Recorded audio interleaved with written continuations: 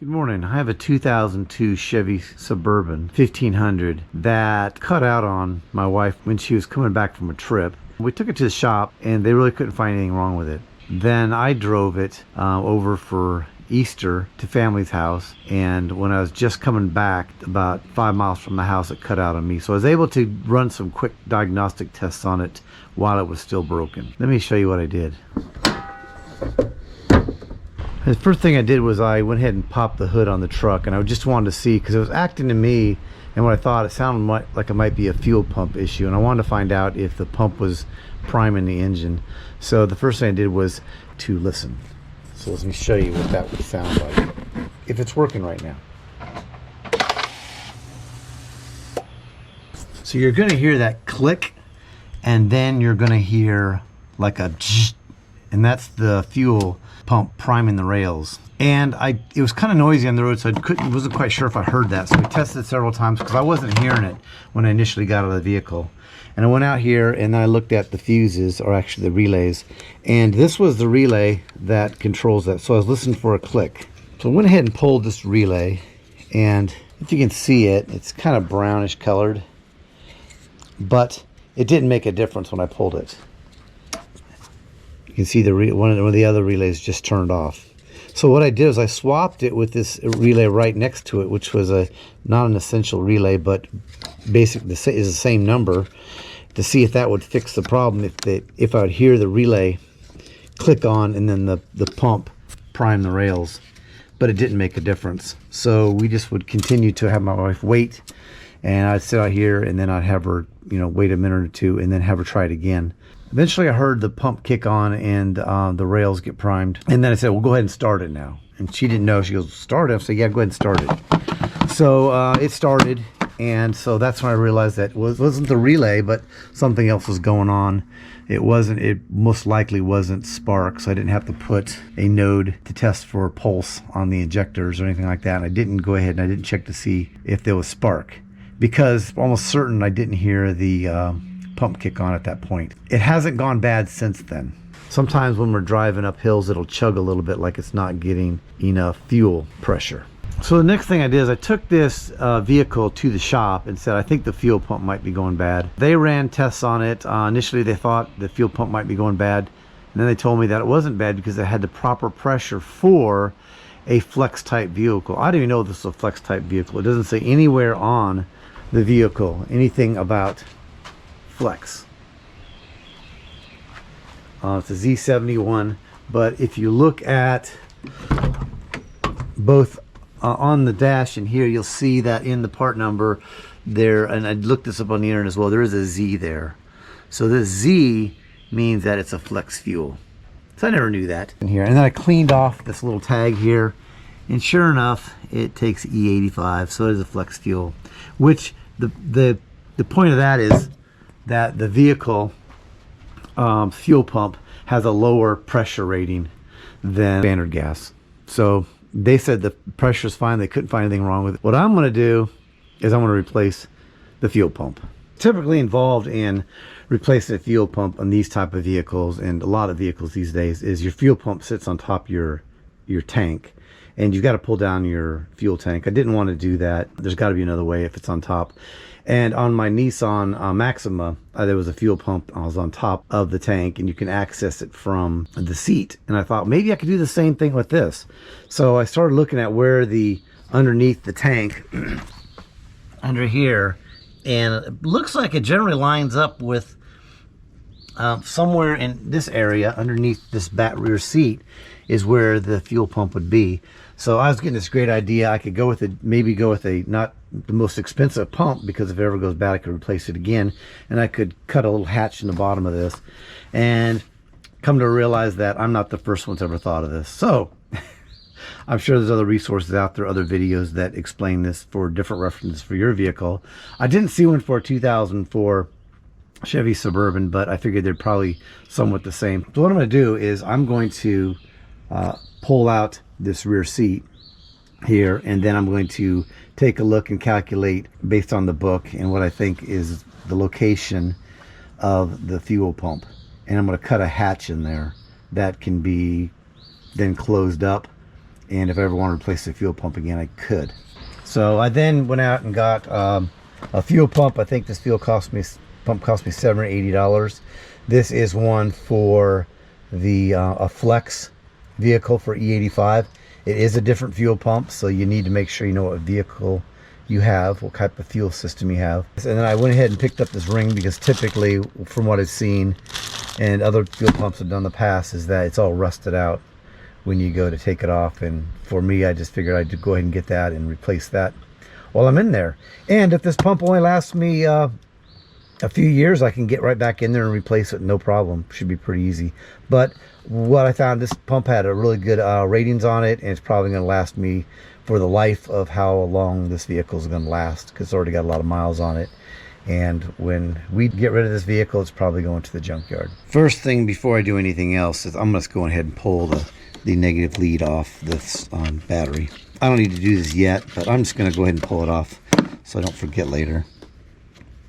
And the way I'm doing this, I'm not pulling any, I will be eventually pulling wires off the connector to the fuel pump.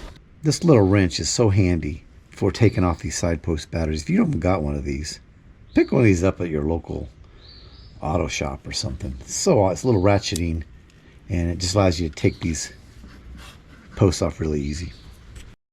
First thing, let's just go ahead and just take some of these parts like this off. I'm going to take this this cover off, and then the seats out.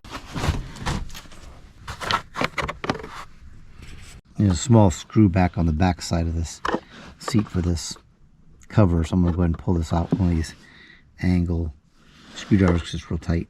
So you can see, you just pull that off there, and basically it's just these little clips here that you're pulling out of here and over here. Once you got all these covers off, which was kind of difficult to get those small screws on the back side, you're going to need to take these 4 bolts off. You're going to need a deep socket 18 millimeter, so that'll fit right on there.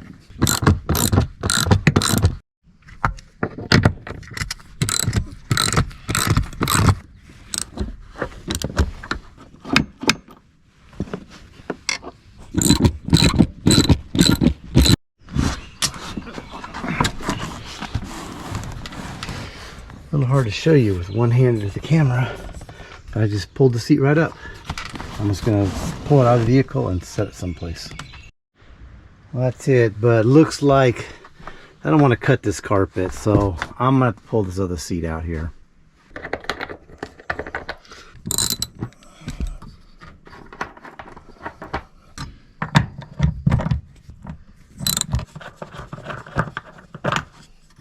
The best I can tell on this vehicle, I've got this pulled back, and this is where the seat would normally sit.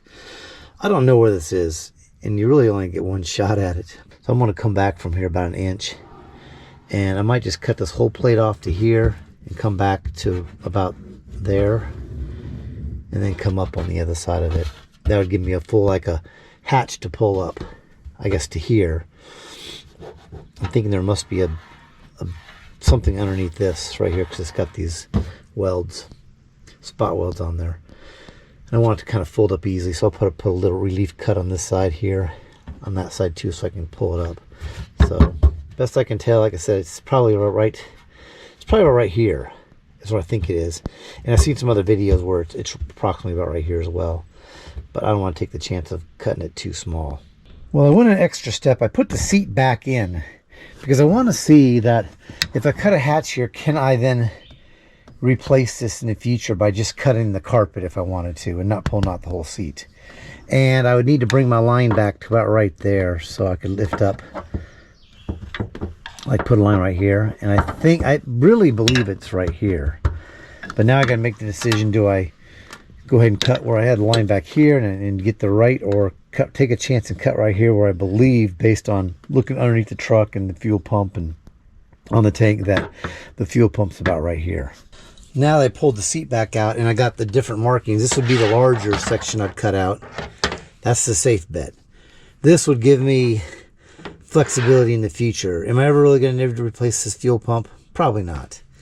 But I got an idea. What I'm going to do is I'm going to make my cut here and then across here, and then try to pull it up and take a peek before I decide if I'm going to cut here. You really should wear a pair of safety goggles because this is a thin metal cutting blade. If thing breaks or chips off, you don't know where it's going. And by the way, I'm going to try to do a really shallow cut all the way through here because, you know, it's right over the fuel tank. So I imagine there's a little bit of clearance, but I don't want to be cutting into anything.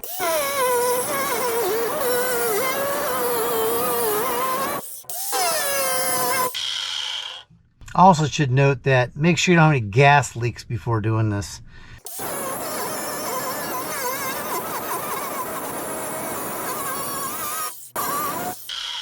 Okay, so let's get a screwdriver under here and let's just look.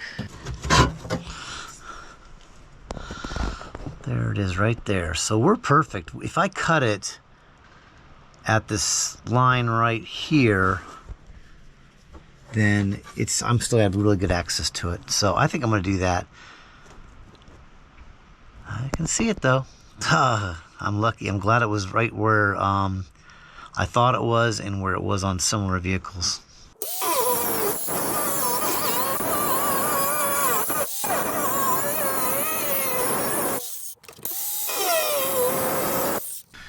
Some gloves on because these edges are probably pretty sharp.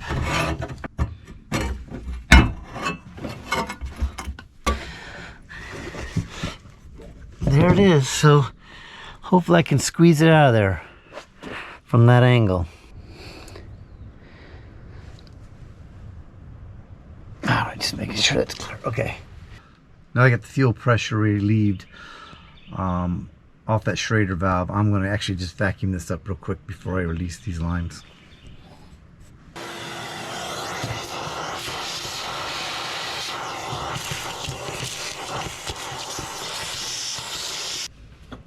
Now we got the fuel pressure relieved, cleaned up a little bit. I'm just going to squeeze these two little clips together.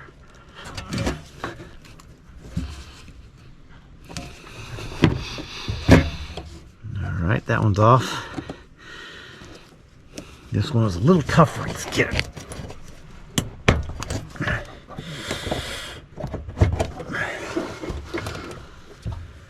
Well, that was really tough to get off. I heard a little snap, make sure my hard line's okay back there, but a little fuel came out, and that's why I wore gloves. And we're gonna have to take off these little snaps too, because they're gonna be used on the new pump. So I'm just gonna, I think you can buy these real cheap, but I'm just gonna reuse them, pull them off by lifting this little tab here. What I do is just pull the little tabs back, and same thing with this one. You can see here, just lifting that tab up ever so slightly and then pushing it forward. We do the other side right here, and then it slips right off. So remember, the green one's on the passenger side. Blue one, which is a little bit bigger, is towards me. Next thing we gotta do is get this ring off. And you know what? I probably should spray that with a little WD-40. I'm gonna spray WD-40, let it sit for a few minutes. And then what I'm gonna do is I'm just gonna use this nickel that I found to slide in here so it holds that out of the way open. Alright, let's go get something to pound on this. Let's get a little bit. I was going to wait 20 minutes, but I think I'm just going to put a little bit on and then see if I can break it free now, since I'm kind of in a rush today. Then I'm just going to put it in this notch right here and then slowly work it out.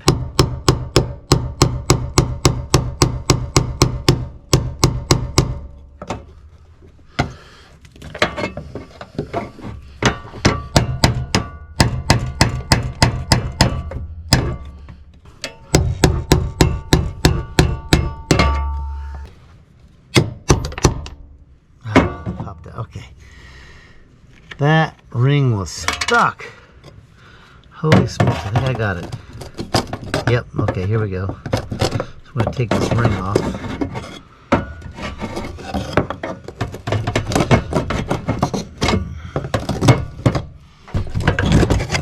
we go.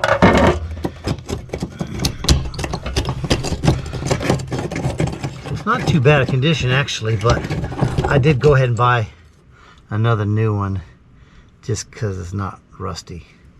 All right, let's get a vacuum cleaner back on this second time.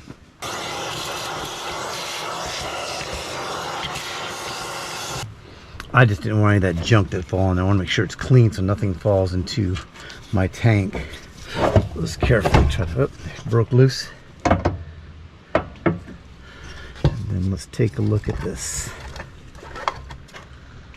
There we go.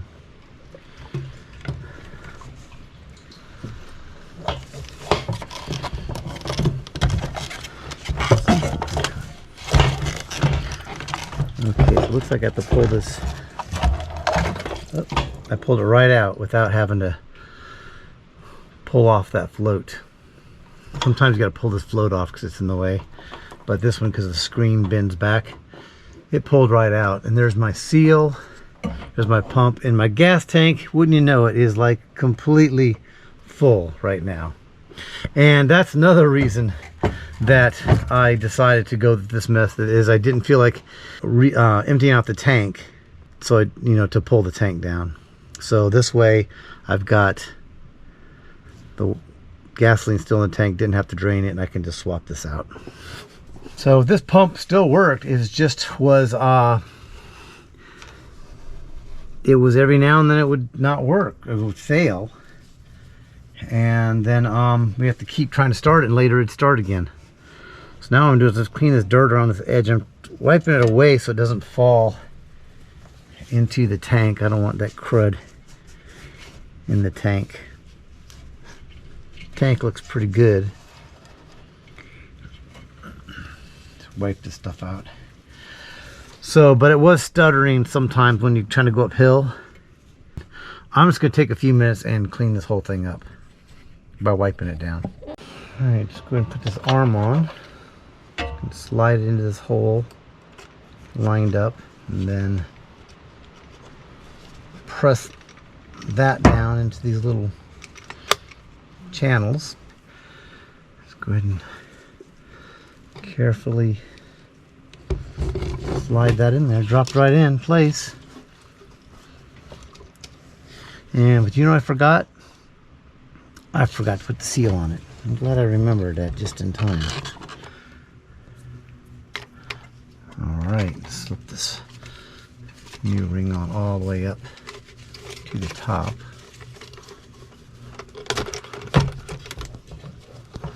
And then got to do things slow, and sometimes when you're trying to record this so other people can see what you've done, your mind's on a lot of different things at one time. So, and what you want to do is make sure it's got this little tab right here. Just make sure it lines up with that little notch right there. Slide that all the way down. Alright, interesting thing to note. I thought this was a different size, but what it actually is there's a spring in here. This is spring loaded. So you just got to push it down into that slot. So I'm going to get my new ring to put on here. My brand new ring I bought. Alright, to get this ring on now, push it down. Right now, if you'll see, I've got the locking thing sitting right here. The tab is lined up. And now I'm just going to push it into place. Hopefully it... Double check that the tab is not lined up. Just a little more this way.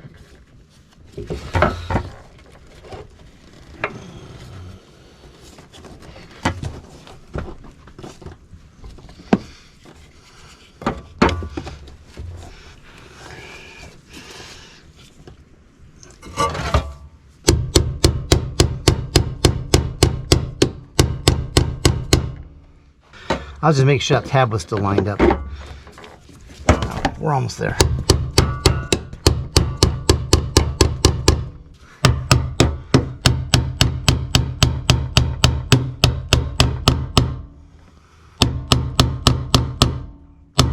There you go. You can hear the sound changed. And right there, it popped into place. So everything looks good. Tabs lined up. So we're good, I think. Got that. Battery's being hooked up. Got my handy dandy ratchets either way, but you can also just change which side you're, like, see how it's rotating? Let's just flip it around and do it that way. Very nice tool for batteries. Right there, you got to get one of those. All right, just making sure my relay is back in there nice and tight. Let's go ahead and start it. Okay, I heard the relay click and I heard the pump kick on. And by the way, there was a time where I heard the relay clicking, but the pump, I couldn't hear the pump coming on. So that was probably my biggest indicator that it was an intermittent fault. Pump is pumping. I can feel it pumping. All right, now I got to figure out how to cover this up.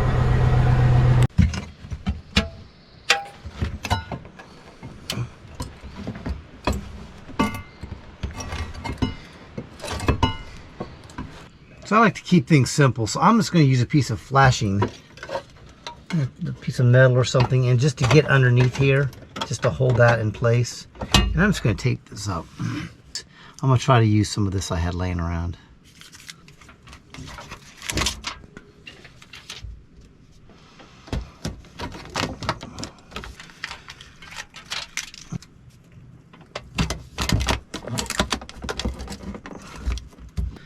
There's going to be this heavy matte carpet and this insulator under there. So this is going to be, and it's underneath the seats. This is going to be just fine. So cover up that sharp edge right there, just so it doesn't get anything on there.